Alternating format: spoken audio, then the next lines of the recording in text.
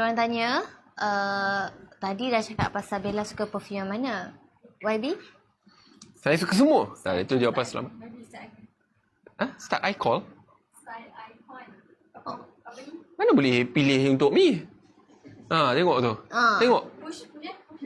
You nak I jawab dengan jujur, I kena jawab dengan jujur lah. Mana boleh tengok. Kawan-kawan Dolce nak kasi jawapan, tak boleh.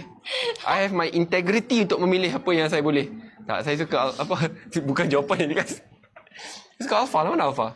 Okay, Alpha yang ni. Mana yang ni? Style icon memang wangi. Sebab ramai yang cakap Bella punya kan style icon. Yes, actually yes. Memang macam cakap bau dia light tapi sweet.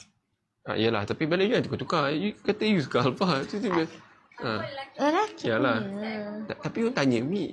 Okay. Kalau tanya Mi takkan nak kata I suka. Ada orang komen tegas ni YB takut. Janganlah takut. Ni saya pakai perfume free lagi. Dah habis Ada.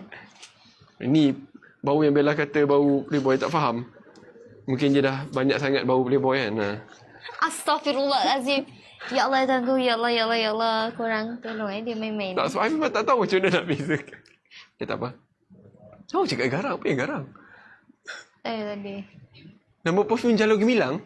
You nanti kalau keluar perfume.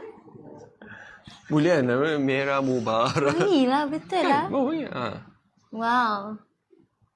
Oh, sekarang baru tahu lagi. Okay, untuk Bella suka style icon. Tadi korang tanya Bella, wangi yang macam mana, dia macam manis sangat. Kalau pakai, perempuan kan? Semut datang. Tak semua. Kita manis kan? Macam kalau kita dah rasa diri kita manis, lepas tu macam pertama manis. Siapa orang tak larat tak kita sebab manis je lah macam tu. Dah tengok manis, wangi pula manis. Aduh ya Allah, syukur Alhamdulillah.